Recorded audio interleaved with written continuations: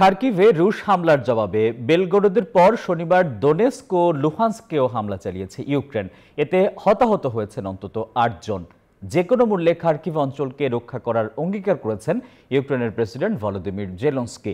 এদিকে শুক্রবার এস্তোনিয়ায় মিত্র দেশগুলোকে সমর্থন করতে দ্রুত সেনা মোতায়েনের প্রশিক্ষণ করেছে ন্যাটো। খার্কিভে রুশ হামলার প্রতিক্রিয়ায় শনিবার ইউক্রেনের অধিকৃত লুহানস্ক অঞ্চলে হামলা চালায় ইউক্রেনীয় বাহিনী। ঘটনাস্থলে প্রাণহানি হয় কয়েকজনের, আহত হন অনেকে। এ হামলায় লুহানস্কের একটি তেল ডিপোতে বড় অগ্নিপাতের সূত্রপাত হয়েছে বলে অঞ্চলটির রুশপন্থী গভর্নর শনিবার তথ্য দিয়েছে।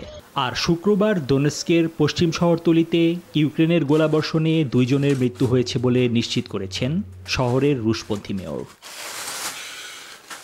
রাশিয়ার আক্রমণের কারণে খার্কিভ থেকে পালিয়ে যাচ্ছে স্থানীয় বাসিন্দারা। এমন অবস্থায় অঞ্চলটিকে যে কোনো মূল্যে রক্ষার অঙ্গীকার করলেন ইউক্রেনের প্রেসিডেন্ট ভলোদিমির জেলেনস্কি। আমাদের মূল লক্ষ্য হল খার্কিভ অঞ্চল।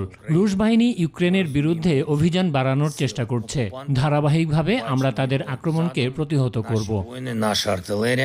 এদিকে শুক্রবার ইউক্রেনকে দ্রুত বিমান প্রতিরক্ষা ব্যবস্থা সরবরাহ করার জার্মান নেতৃত্বাধীন এক উদ্যোগে $5.57 কোটি দেওয়ার ঘোষণা দিয়েছে কানাডা।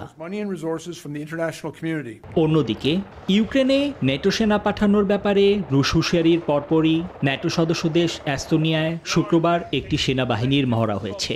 মিত্র দেশগুলোকে সমর্থন দিতে কিভাবে দ্রুত সেনা মোতায়েন করা যায় তারই প্রশিক্ষণ সম্পন্ন করেছে পশ্চিমা এ সামরিক জোট। নিবির আমিন, নিউজ 24।